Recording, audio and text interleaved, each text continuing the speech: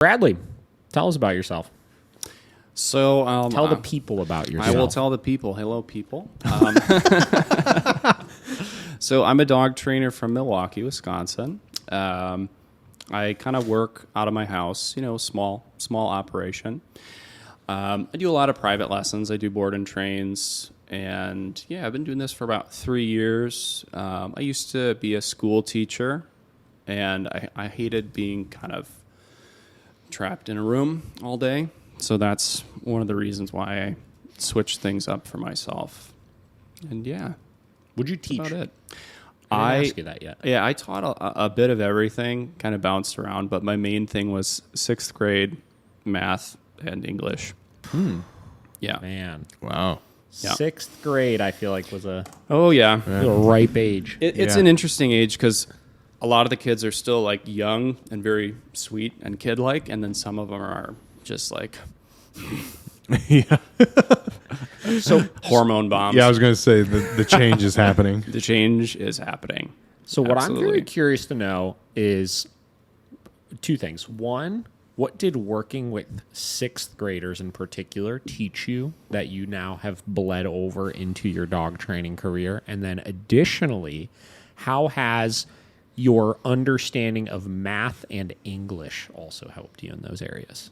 It's a very good question. Because I feel like both of those I could look at and be like, well, there's got to be things from both of those areas that absolutely helped and impacted as you moved into something like this. Absolutely. Yeah. I mean, having been, I guess, formally trained as an educator definitely is helpful when working with dogs and with working with clients, because I know how to explain things and, I know how to teach and all that stuff, right? But with kids, there's a lot of similarities. Yeah. I always tell people there's kind of a similar movement going on in education right now to what's going on in the dog training world, where there's, kind of these ideas and beliefs that if we use predominantly positive reinforcement, it's going to make everything better, right? And if we become more or less mean, if you will, Sure. with discipline, that it's going to make things better. In my experience, the opposite is true, where,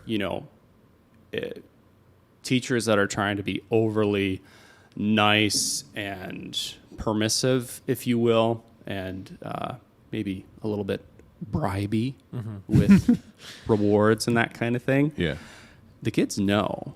They know and I'm not saying there's anything wrong with that, but if it's not balanced out with, like, don't you dare mess around in my class, right? Yeah. They know. And then they act really terribly sometimes, like really terribly. And what I noticed is that the more we would kind of go down that path, the worse things would get, especially with some of the older kids, like the 8th graders and stuff, where they're at that age where they're going to challenge things, and they're going to look for loopholes in the rules and that kind of stuff. When they figure it out that, I can basically do whatever I want and nothing really bad is going to happen to me, they just start acting like assholes all the time. Not all of them, obviously, but it happens, right? And I think it's very similar with dogs. It's like, yeah, positive reinforcement is great. Creating motivation and using rewards is great. It's very helpful. It's very useful. And it's not everything. It's not the complete picture. And, a lot of people, in my experience, have some concept of that with their children. And I do have a lot of clients who are parents or have been parents in their lives. And they're like, oh, yeah, no, that makes sense. But somehow when we apply it to dogs, it becomes like this whole other concept where it's like, oh, I never would have thought that giving my dog structure and boundaries and rules would be beneficial. It's like, I don't want to be overly mean or whatever, or turn my dog into a robot or something. It's like, that's not what we're talking about. It's kind of similar to kids. You know, you have your rules, you have your boundaries, you have your rewards, you have your motivational stuff. And it's like a complete package of working with the kid or the dog. Yeah. So I think there's a lot of similarities there. And sometimes I think it helps people understand the dog training stuff a little bit better because, like I said, they can kind of look back on their own kids or when they were a kid. Like, yeah, I remember like I had a really strict teacher, but I loved that person. Like there was respect and everyone felt safe and, you know, all that blah, blah, blah, blah, blah. Yeah. I think that's really interesting. And like, as you were saying that, I'm just like, I'm always trying to find like different ways to word things. And it's almost like the idea of using more reinforcement, right? And using more motivation and stuff like that, obviously is fantastic, right? I don't think anybody would fault the idea of like, is there a way to make things more fun or more enjoyable, right? But like the thing I keep always looking back to is this concept that like rules and boundaries create the framework in order to have the fun, right? And like look at sports, right? Like if you're a young kid and you're playing, you know, football or soccer or basketball or whatever it may be, before you could play the game and enjoy yourself, you have to learn what the rules are and where the boundaries are so you could freely go and play that game and then enjoy yourself. Yeah. You know what I mean? If you're in a classroom, like I look at like stupid movies that I watch and stuff. And I recently watched, you ever see the movie, as a teacher, you might respect this one. You ever see the movie The Substitute? Oh, is that Are the you hip one? to that movie? Is that the one where it's like the undercover cop? Yes, I have seen Oh my that. God. Okay, first off, go home and watch the movie The Substitute. Okay. The follow-up ones, there's like 5 of them or something like that, are terrible. But the first one is actually really, really entertaining, right? And basically the premise is he goes into this guy's wife gets like beat up by like, you know, this gang that's like infiltrated this school, right? Okay. And she needs to get a substitute to like go in for a couple weeks. And her husband is like an undercover agent and basically pretends to be a substitute to like go into the school, right? And I just distinctly remember there was a scene in the movie where he goes into the classroom and it's just fucking unruly, right? The kids are just going crazy and nobody's listening and this and that. And he just like, he walks in and he's like, this is absurd. And he cracks on, he gets all the nonsense under control, right? And then they fast forward, you know, like 5 minutes in the movie. And then they show this scene where the class is orderly and they're having these like really great deep conversations. And because the students in the classroom feel more safe because all the nonsense isn't happening, they're opening up and they're sharing these deep stories and they're connecting.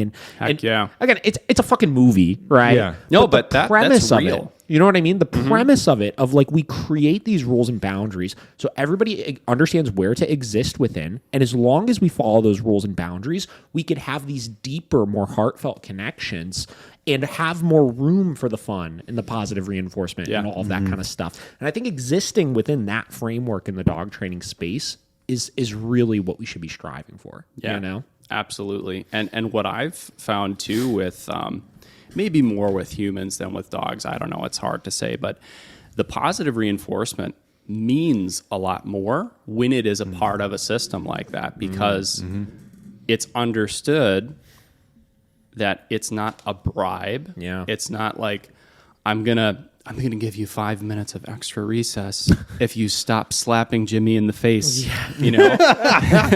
It's like, no. Stop doing that.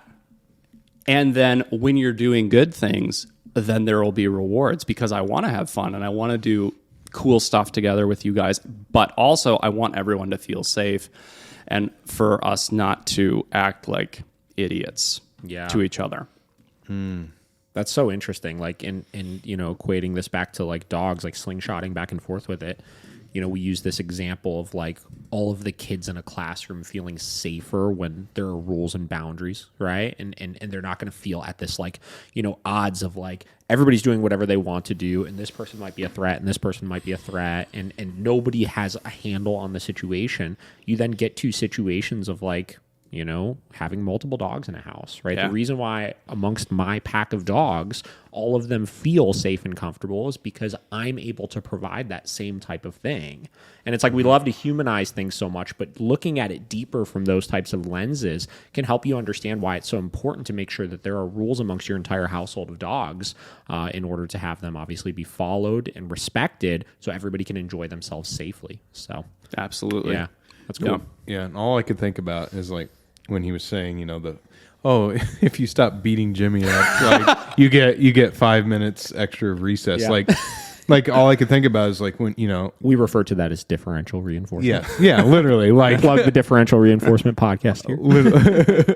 literally all I could think about is like when how you always talk about like that with dogs, basically like you're reinforcing the bad behavior because it's like, oh, if I just beat Jimmy up a little more, like I'll get that extra 5 minutes of recess. Yeah. I don't necessarily know that. A lot of people like to equate that to like you're reinforcing him beating up Jimmy. Like I don't know. Under the wrong connection, right? And portrayment of it and stuff like that. Like, yeah, I'm sure you could argue that like maybe he'll at some point in the future try, maybe if I start beating up Jimmy again, that the teacher will give me attention and provide me an alternative to beating up Jimmy. Yeah. You know what I mean? And I'm sure under that guise, yes, it could accidentally reinforcement. But if you were to look at the like proper application of differential reinforcement, I believe they would move through a cycle of that. And they would start off with like, okay, well, if you stop, you'll get a reinforcement.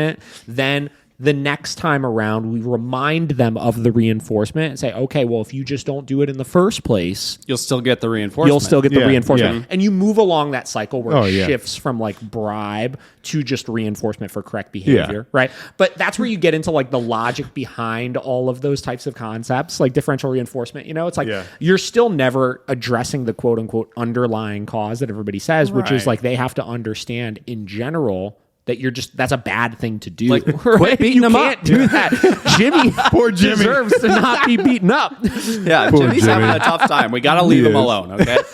Yeah.